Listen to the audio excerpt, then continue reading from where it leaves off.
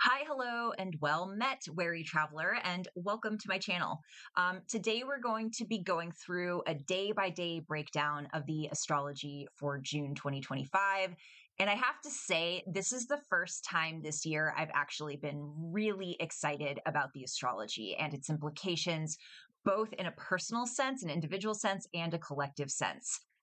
The month is highlighted by several different powerful aspects. They're going to have an effect throughout most of the month. The first one being Neptune and Saturn conjuncting together in Aries. Now, I know some astrologers aren't as excited about this aspect as I am, but the way that I look at this is that Saturn, the disciplinarian, right? The rule maker, the go touch grass of it all, the friend that tells you to come back to reality, is holding hands with the friend that is always idealistic, always coming up with the most crazy ideas on how the world can be perfect, wonderful, creative, and artistic. And they're syncing up in a sign that is cardinal fire. This is initiation. This is the beginning of something new and potentially very spellbinding, because we also, in the not even the middle of the month, earlier in the month, have Jupiter moving into Cancer, where it is exalted.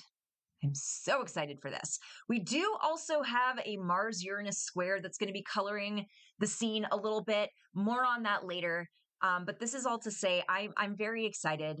I'm very excited that this is happening during Pride Month. So happy Pride to you all. And let's just get into it. Starting with today, we have Chiron conjunct Venus and Aries.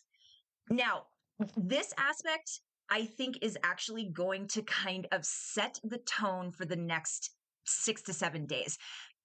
The month of June 2025 starts off a little rough. As excited as I am about this astrology, it does start off with a little bit of tension, especially if we didn't learn our lesson with the Venus retrograde from earlier this year. If you are in a difficult relationship with anyone, romantic partner, spouse, boss, this could be a rough start to the month. And it's mostly because the energy is trying to move you into alignment where you are serving your own needs and wants over being codependent and serving the needs of somebody who is always toxic for you. Like this is not going to impact everyone who's in a romantic relationship with somebody, but like I actually made a phone call to a friend of mine who I know is struggling a little bit right now in her relationship and warned her about this first week of June and just told her maybe take some space. Like if you don't want to end things, then maybe just make some room for yourself so you can avoid a little bit of conflict. Chiron conjunct Venus and Aries is a very irritating energy. It's bringing up stuff that like this is your partner being like, I've been meaning to tell you this. I've been meaning to tell you this, and it's like, okay, well, I've also been meaning to tell you something. There's a little bit of potential combustion that we might see today in relationship. On the 3rd, the North Node will be conjunct the Moon in Virgo. Nodal conjunctions with the Moon just feel like very emotionally honest experiences, days where your heart is front and center, days where your needs and wants are front and center, and potentially ways that teach you what you do need and want, if that makes sense. This will be squaring off with the Sun in Gemini, so there might be a little bit of friction between getting your needs met and like knowing how to ask for them. But this is a big day to ask for what you want. Okay. June 4th, Venus and Chiron, which are still in their conjunction, will be squaring off with Pluto. This will also be sextiling Jupiter, which is trining Mars, so that's going to take a little bit of the edge off here. But the Moon will be opposing that Saturn-Neptune conjunction, and Mars will be starting to square off with Uranus. This is more of that potentially combustible energy, especially now that Mars and Uranus are involved. I actually have my eye more on what's going to happen sociopolitically at the start of the month, because this is like I have written down like eyes on the administration to see what they're going to do. I fear there might be some ugliness. I know there's been a lot of that lately, but there might be more that starts to pour out, and I don't know why Even stay ill or may is coming to mind here, but just keep your eyes head on a swivel, okay, on June 4th. On the 5th, Mercury in Gemini will be sextiling Mars in Leo, and the moon in Libra will be trining the sun in Gemini. This is a really good day to get out there and talk about what's important to you. Conversations with friends. This would be a great day to go get some coffee, go get some drinks, and just talk about stuff. Get stuff off your chest. This would be a great day to go to therapy too, I think. On the 6th, the moon in Libra will be opposing that Chiron and Venus conjunction. And I think this is where things start to get a little bit nuts. Again, if you are in a toxic relationship with somebody and you are getting to the point where you are done, because on the 7th, you might actually be done. I have in parentheses here, and I'm not exaggerating, divorce energy. Okay. In my mind's eye, when I looked at this, we have Venus entering Taurus. She loves being in Taurus. This is a very empowered place for Venus energy to be. She's going to be opposing Black Moon Lilith in Scorpio. And that is going to be forming a loose square with Pluto in Aquarius. Mercury will be conjuncting Jupiter in Gemini, and Chiron will be sextiling Mars. The image I had in my mind's eye when I saw this group of aspects was of a woman throwing a glass across the room and screaming at her potential spouse that she's absolutely done. And this isn't a quiet breakup. This isn't a quiet we're done. This is I'm going to burn it all down. If you don't get out of my house, we're done. So this is why I'm telling y'all, especially if you're watching this at the start of the month, like just ground into your body. If you know this is coming, if you've been feeling this buildup of tension, there are ways to avoid this level of intensity, but sometimes intensity is necessary. Sometimes you have to get angry. I think this is something that Saturn-Neptune conjunction is going to be teaching us, hopefully not just the hard way. Sometimes you need to fight. Sometimes it has to get to that point for you to move into a space that you're more aligned with. It is what it is. If you're trying to avoid a fight, this is why I'm telling you guys this now. All right. On the 8th, the moon will be squaring off with Mars. This is not, I don't love this either. I don't love this energy either because this feels like afterburn. This feels like after the purge that happens on the 7th. This feels like that was awful. Like, I don't love this. And this could be a continuation of whatever conflict I'm sort of picking up on here. This on a collective level could look like an attack on women or women's rights. I am a little concerned about Pride at the start of the month as well, just because I feel like Venus loves the gays. Let's be fucking real. Venus is looking out for as does Lilith. Black Moon Lilith is like the mother of the gays, as far as at least some of us. They've both got their eye on us. And this looks a little bit like Marsha P. Johnson throwing that brick. I'm not going to lie. That brick needed to be thrown though. Okay. On the 9th, Mercury enters Cancer. Moon trines Saturn and Neptune together. Little bit of emotional release coming on the 9th. Little bit of I need to cry on my friend's shoulder about this. A little bit of aftercare on June 9th. On the 10th, Jupiter enters Cancer where it is exalted. I have written down to go look at your chart, go plug it in at AstroSeek or astro.com and see what house Cancer is in your chart. This is where this transit will be impacting you the most over the next year. Venus in Taurus will be squaring off with Pluto in Aquarius, which will be opposing Black Moon Lilith. Venus will also be sextiling Mercury and Jupiter. Pluto will be sextiling Neptune and Saturn in their conjunction. Neptune and Saturn will also be squaring off with Jupiter and Mercury. That Neptune-Saturn square Jupiter is going to be causing a little bit of tension throughout the month. As much as we want to celebrate Jupiter being in Cancer, that square is going to bring a little bit of harsh reality into an otherwise very exalted, exuberant, and blessing-filled transit. Because Neptune and Saturn together, squaring off with Jupiter, are basically, we want to honor our dreams and our hopes and our aspirations, but how do we make them real? It's not going to happen unless we do something. One of the ways I think we're going to see this manifest in the collective, because Cancer is a very protective sign, is more collective action around illegal kidnappings of American citizens. Or non-American citizens. It doesn't matter. There's a lot of illegal kidnapping and human trafficking happening right now. And if you're paying attention, hopefully you're getting stuff on your algorithm that's showing you how in certain cities, Somerville, Massachusetts, New York City, San Diego, California, the community has stepped up to protect their own. The people don't like this. The people don't like the threat of armed, masked strangers coming into their workplace or their homes and kidnapping people and not letting them have access to phones, to lawyers, to anything regarding.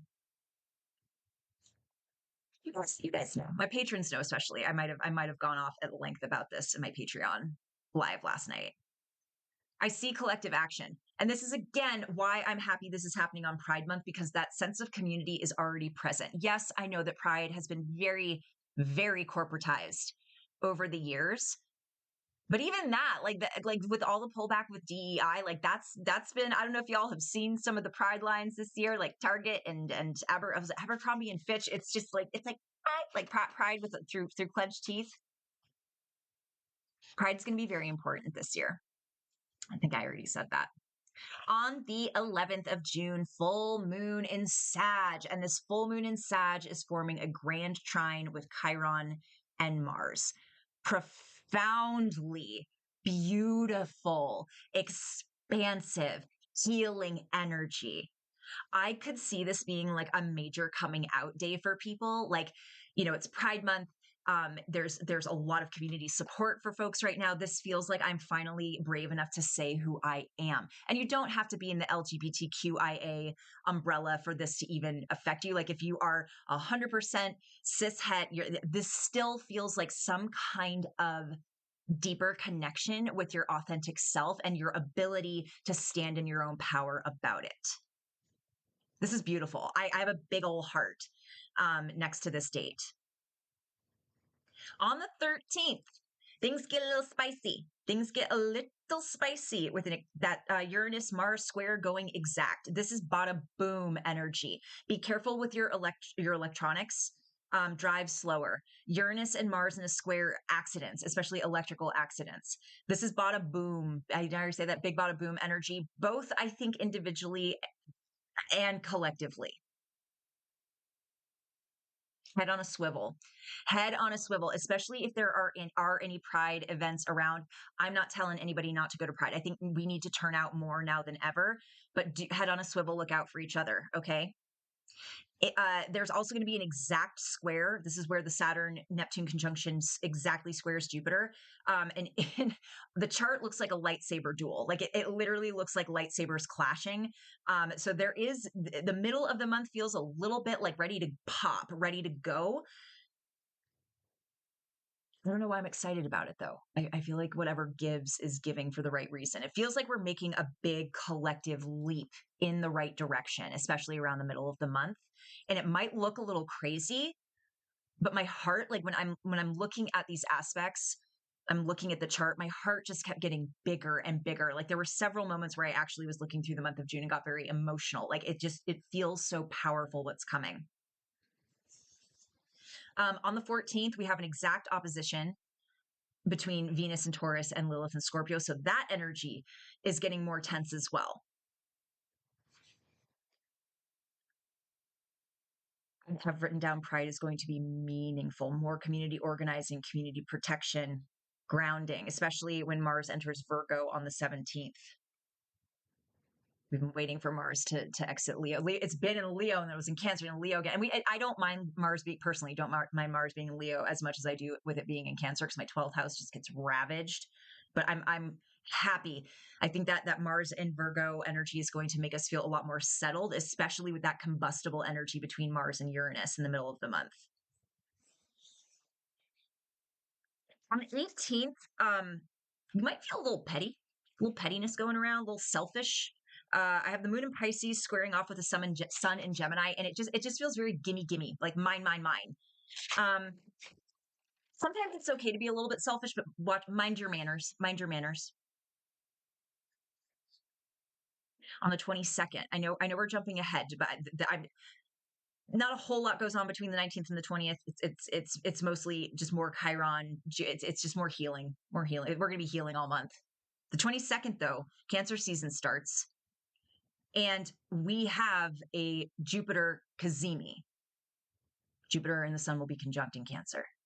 And yes, that will also be squaring off with Neptune and Saturn. So it's a little bit of like, I want to party my ass off, but like, did you research what you put into your body before you did it? Like, it's very much like, yes, let's have fun. Let's do it correctly. Let's do it safely. Let's make sure you're hydrated. Let's make sure you've eaten, you've slept. Are you wearing appropriate shoes to the things that you're going to? Where are your friends? Where are your loved ones? It's very that energy. It's like, yes, we're going out to have all the fun and do all the things, but we're going to do it correctly and wisely. And if you're not going to do it correctly and wisely, you're going to get checked. You're gonna get checked. It's not gonna be fun because anytime Aries gets checked, there can be a little bit of an outburst about it, a little bit of frustration around it. But this Jupiter cazimi, again, see where this is impacting your chart, because this is a day of several days between the 22nd and the 25th. Just lots of potential luck, abundance, expansion.